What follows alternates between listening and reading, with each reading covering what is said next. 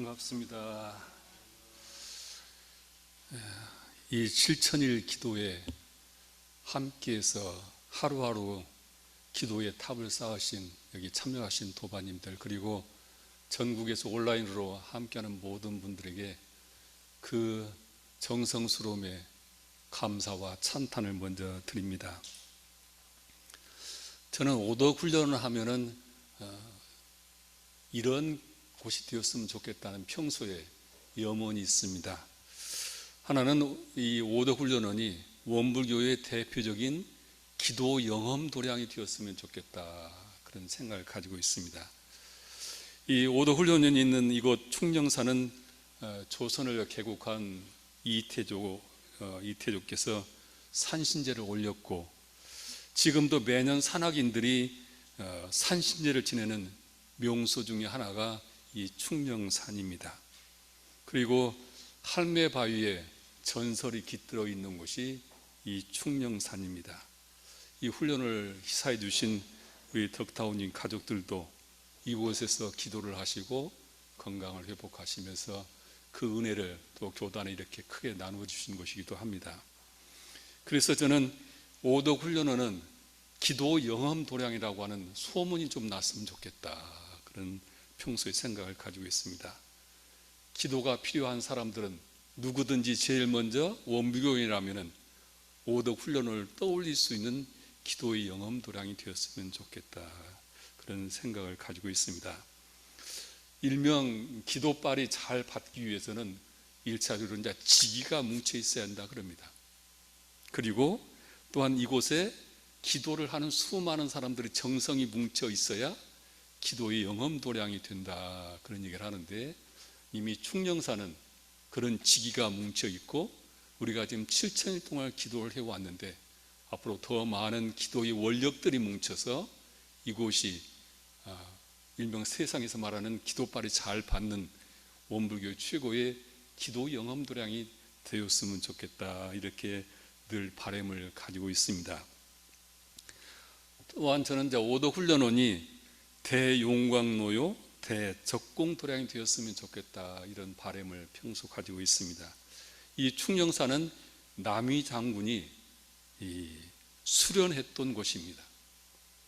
그래서 이 훈련원은 이 수련을 하는 사람들이 염원들을 가지고 수련했던 곳이라서 우리가 말하는 대용광노요, 대적공도량으로 이미 기반이 닦여 있는 곳이다.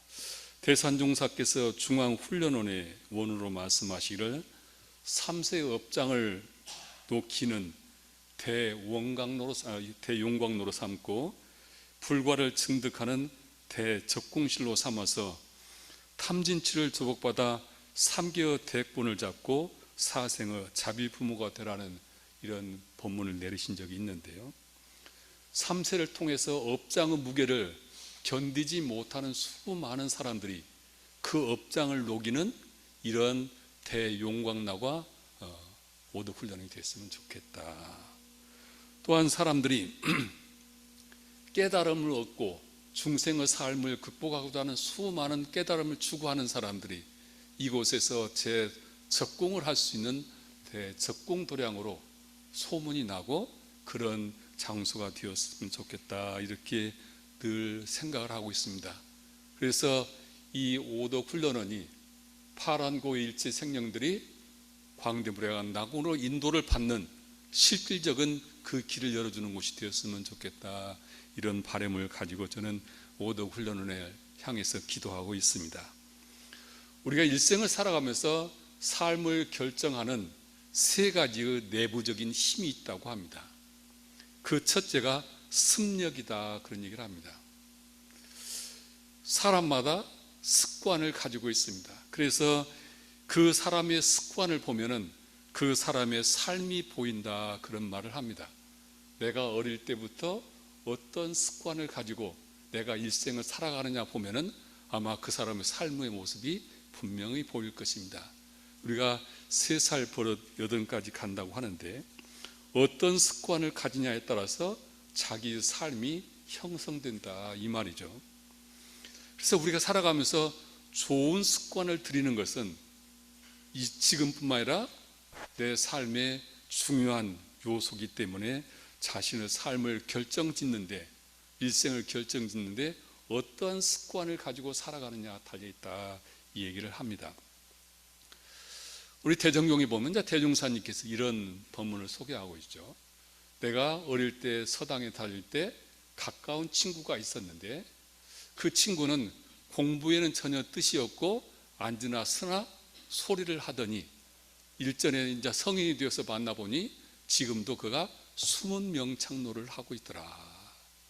노래하는 습관을 들였던 그 사람이 평생을 노래하면서 지내는 그런 숨은 명창로를 하고 있더라.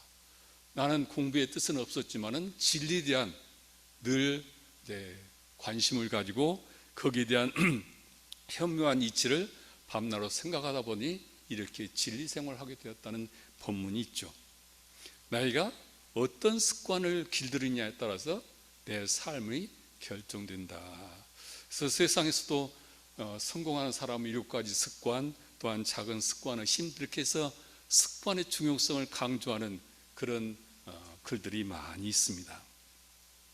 내 삶을 진급으로 가느냐 아니면 강급의 길로 가느냐는 내가 어떤 습관을 길들이냐에 달려있다. 그래서 습관이 내 일생을 결정짓는 내부의 하나의 작용으로 힘을 가지고 있다, 그런 얘기를 합니다. 두 번째의 내 삶을 결정하는 힘은 업력이다, 그런 얘기를 합니다. 우리는 일생을 살아갈 뿐만 아니라 영생을 통해서 내가 지은 업들이, 앞서 말한 습관도 세월을, 세상을 바꿔, 생을 바꿔가면서 하나의 것이 업력이 되죠. 그래서 업력이 내 삶을 좌우하게 되어 있습니다. 누구나 다 행복한 삶을 살고 나름대로 세상에 큰 뜻을 펼치고자 하나 자기의 업력이 미치지 못하면 그것이 이루어질 수가 없죠. 우리는 이 업력을 사람들은 사주팔자라고 하고 운명이다, 그렇게 얘기를 합니다. 대체적으로 사람들은 그렇게 살아가죠. 대종사님께서 서울교당에서 건축 감역을 하는데 그때 여러 일꾼들이 와서 일을 하다가 자기들끼리 그런 얘기를 합니다. 사람이 아무리 애를 써도 억지로는 잘 살 수 없는 것이요, 반드시 무슨 우연한 음조가 있어야 한다, 이런 얘기를 하는 것을 대종사님께서 듣게 되죠. 그 얘기를 듣고 대종사님께서 하시는 말씀이, 우리 인간이 이 세상에 살아가자면은 우연한 가운데 음조와 음해가 없지 아니하나니 모르는 사람들은 그것을 하나님이나 부처님이나 조상님이나 귀신이 맡아놓고 있다가 주는 것으로 알지만은 그 모든 것이 각자의 심신작용한 결과로 과거에 자기가 지은 바가 이 생에 받게 되는 것이고 이 생에 지은 바가 다음 생의 미래에 받게 된다는 것이다, 이렇게 말씀을 하시면서 짓지 아니하고 받는 일은 하나도 없는 일이다, 그런 말씀을 하셨죠. 그래서 사실 우리가 살아가는 삶을 보면은 내 의지와는 관계없이 업장에 의해서 내 삶이 이루어지는 것을 부정할 수가 없습니다. 그래서 모든 대부분의 우리 범부들은 습관에 의해서 내 삶을 한 생을 살고 또한 내 업력에 의해서 한 생을 살아가게 되어 있죠. 그런데 이렇게 살게 되는 삶은 윤회의 수레바퀴를 벗어날 수 없는 것이고, 이 습력과 업력을 벗어날 수 있는 하나의 또 하나는 힘이 있는데 그것은 원력이다, 그렇게 얘기를 하고 있습니다. 습력과 업력을 벗어난 유일한 길은 원력이다, 그렇게 이야기를 하고 있는데, 우리 대중가요 중에 보면은 산호라면이라는 노래가 있죠. 산호라면 언젠가는 좋은 날도 오겠지, 흐린 날도 날이 새면 해가 뜨지 않더냐, 새파랗게 젊다는 게 한미천인데 째째하게 굴지 말고 가슴을 쫙 펴라. 내일은 해가 뜬다, 내일은 해가 뜬다. 전인권 씨가 부르는 이 노래는 내일에 대한 희망을 이야기하고 있죠. 저는 째째하게 굴지 말고 가슴을 쫙 펴라는 이 대목을 특히 좋아하는데요. 많은 사람들이 지금보다는 더 나은 삶을, 더 좋은 삶을 다 염원하고 있습니다. 어느 날 도반이 만나서 그런 이야기를 해요. 오랫동안 자기의 삶을 들여다보면서 업력을 부인할 수 없는 것을 확인을 했다. 그런데 그 업력을 가지고 고민을 하다 보니까 내가 전생에 지은 업력은 벗어나기가 참 어렵더라. 그런데 그 업력이 주저앉아 있으니까 운명과 숙명을 탓할 수밖에 없는데 어느 날 더 연말을 하다 보니까 이 업력도 내가 심은 인이기 때문에 이 정업은 어찌할 수 없지만은 이 인이 연을 어떻게 만느냐에 따라서 과가 달라진다는 것을 제가 깨달았습니다.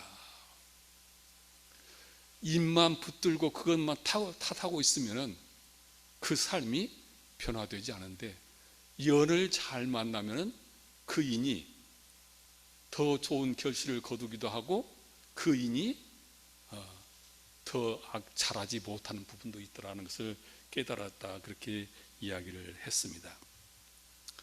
저는 종교라고 하는 것은 이 연을 잘 운용을 해서 내가 정업으로 지었던 인을 극복하고 새로운 삶을 열어가게 해주는 것이 종교의 역할이니까 저는 그런 생각을 합니다. 그래서 인과의 법칙은 하나 더하기 하나를 하면 둘이 되는 것이 아니라 인과는 어떤 연을 만나냐에 따라서 그 결과가 그 인의 몇 배의 수확을 가두기도 하고 그 인이 바위 틈에 떨어지면은 그 인이 자라지 못하듯이, 그래서 인과의 법칙은 덧셈의 법칙이 아니라 곱셈의 법칙이다, 이런 이야기를 하고 있습니다. 우리가 종교 생활을 하는 것은 최상의 연을 만나고 연을 키워가는 것이 이제 종교 생활이다. 그래서 원력으로 살아가는 사람들은 좀 더 은혜롭고 행복한 삶을 살아가는 사람들은 어떻게 살아가느냐? 내가 원한다고만 되는 것은 아니죠. 그 원력을 키워야 하는데 그 원력을 키워가는 사람들은 첫째, 기도로 살아가는 사람이다. 내가 업장을 벗어나기 위해서 아무리 벗어나야겠다고 원한다 하더라도 그냥 되는 건 아니죠. 그래서 그 업력을 벗어나고자 하는 사람들은 기도하지 않을 수 없는 것이다. 명리학의 대가라고 하는 청원선사가 그런 얘기를 했습니다. 운명을 바꾸고자 하거든 기도하라. 그분 한마디가 당신의 운명을 벗어나고자 하면 기도하라 그랬습니다. 기도하는 사람에게는 철력이 응해서 운명을 바꿔준다고 그분은 얘기를 하고 있습니다. 심고와 기도장에 보면은 사람이 출세의 세상을 살아가기로 하면은 자력과 타력이 같이 필요하다 그러셨습니다. 우리는 자력만 가지고 자기 삶을 살아갈 수가 없습니다. 그 타력을 얻는 가장 첩경이 기도죠. 그래서 우리는 내가 원력이 있는 사람은 기도하지 않을 수 없다. 내 미래를 위해서, 내 가족의 미래를 위해서 원력을 가진 사람은 기도하는 것이다. 대종사님께서 산바지에서 기도한 것이 실패가 아니라 대종사님께서는 산바지의 기도를 통해서 원력을 뭉쳐서 그것이 구도할 수 있는 힘이 되었고 결국은 깨달음의 원동력이 되었듯이 원력을 가진 사람들은 기도하지 않을 수 없는 것이다. 우리가 7,000일 동안 지금 기도를 해왔습니다. 여기에 수많은 사람들이 원력이 지금 이 기도 속에 함께 있을 것입니다. 그리고 이제 원력으로 살아가는 사람은 그 사람을 만나면은 무언가 희망을 느끼게 됩니다. 운명으로 살아가는 사람들은 늘 부정적이고 낙담한 삶을, 그런 소리를 듣고 그 기운을 받지만은 원력으로 살아가는 사람들은 희망을 얘기합니다. 대종사님께서 희망이 끊어진 사람은 육신은 살아있으나 마음은 죽은 사람이니 살도움을 행한 악이라도 마음만 한번 돌려놓으면 불보살이 될 수 있지만은 희망이 끊어진 사람은 그 마음이 살아나기 전에는 어찌할 능력이 없다 그러셨습니다. 모든 불보살들은 왜 이 세상에 오셨느냐? 중생들에게 희망을 열어주기 위해서 원력을 세우시고 오셨다 그러셨습니다. 원불교는 이 땅에 왜 왔느냐? 파란고의 일체생명에게 광대불행한 낙으로 인도하는 그 희망을 주기 위해서 원불교는 개교했다. 희망은 원력이요, 희망은 나의 삶의 목표요, 나의 비전입니다. 그래서 대산종사님께서는 평소에 큰 원력을 세우고 살아 그러셨습니다. 그래서 원력을 가지고 살아가는 사람을 가까이 하면은 늘 뭔가 용기를 얻게 됩니다.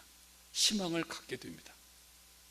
희망을 가진 사람은 내 주위에 그 희망에 힘을 전파하게 되고 같이 함께 성장하게 되어 있습니다. 그리고 원력으로 사는 사람은 그냥 바램만 가지고 희망으로 살아가는 것이 아니라 스스로 자기 삶을 개척을 하고 살아가는 것이죠. 그 원력에 맞게 내 삶을 개척하면서 살아가는 것이죠.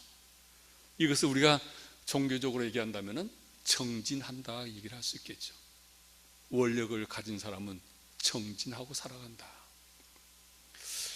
홍진기 전 중앙일보 회장님의 평전 이 사람아 공부해 라고 하는 책 속에 보면은 당신의 부인인 신타원 김혜성 종사님의 얘기가 나옵니다.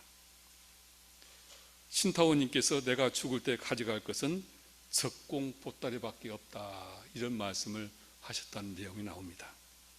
52세 때 만성 간염으로 오랜 투병을 하셨던 분이 원불교 핵심 교리연 이론상 서문을 매일 50독석 하면서 죽음을 극복을 하시고 장수를 하셨던 이야기가 나옵니다. 그분은 자기의 생명을 극복했을 뿐만 아니라 또한 그런 삶을 통해서 세속적으로도 존경받는, 부러워하는 삶을 살고 가셨습니다.